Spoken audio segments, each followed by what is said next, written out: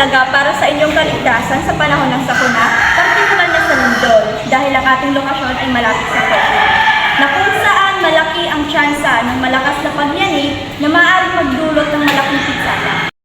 Ito ang mga natin gawin para maibsan ang pinsala na dulot ng lindol. Tayo? Sige. Nanay, tatay, gusto kong tinapay. Ate, kuya, gusto kong kape. Lahat ng gusto ko ay... Nay! Tay! Nay! Tay! Pa-bless po. Kumain na ba kayo? Tapos ako.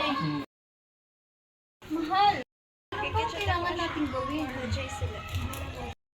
Ano ka ba? Huwag ka nga magpapaniwala sa mga ganyan. Ilang taon na tayo dito nakatira, wala pa naman nangyayaring masama sa atin. Ano ka ba? Huwag ka nga praning.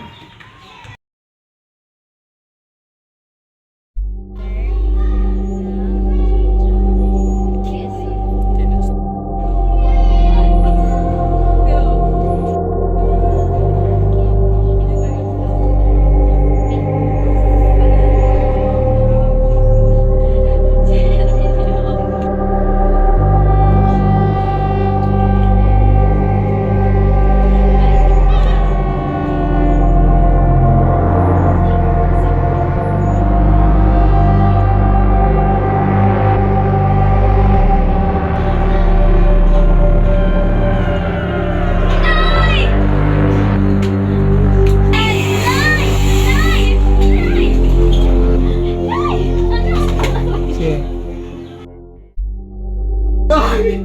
Tulong! Nay! Nay! Oh! Nay! Tulong!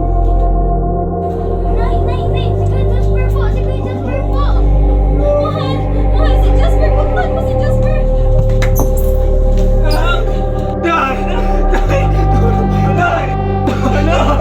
Anak! Nay! Nay! Tulong! Anak!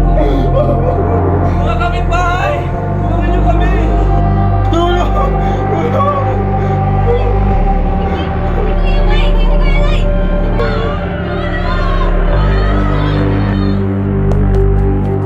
Mari! Ano nangyari? Ano ba din? Mahal, punta mo si Jasper! Bakit? Ano nangyari? Basta puntahan mo na lang!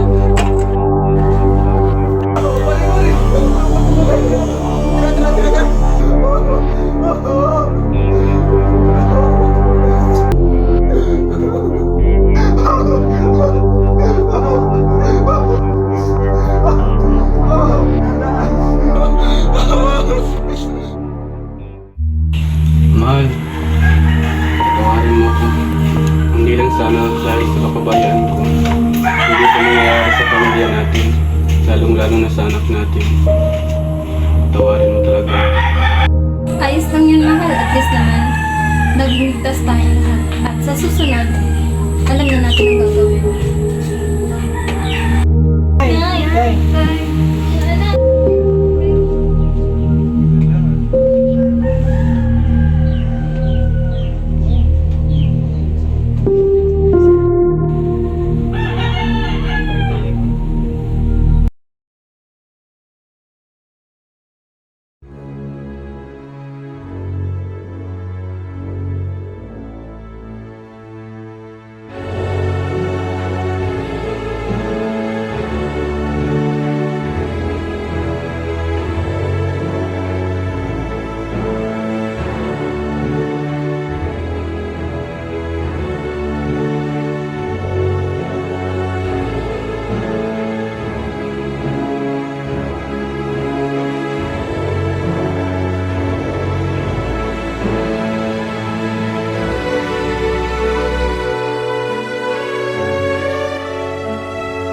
Earthquakes are a stark reminder of our vulnerability to natural forces.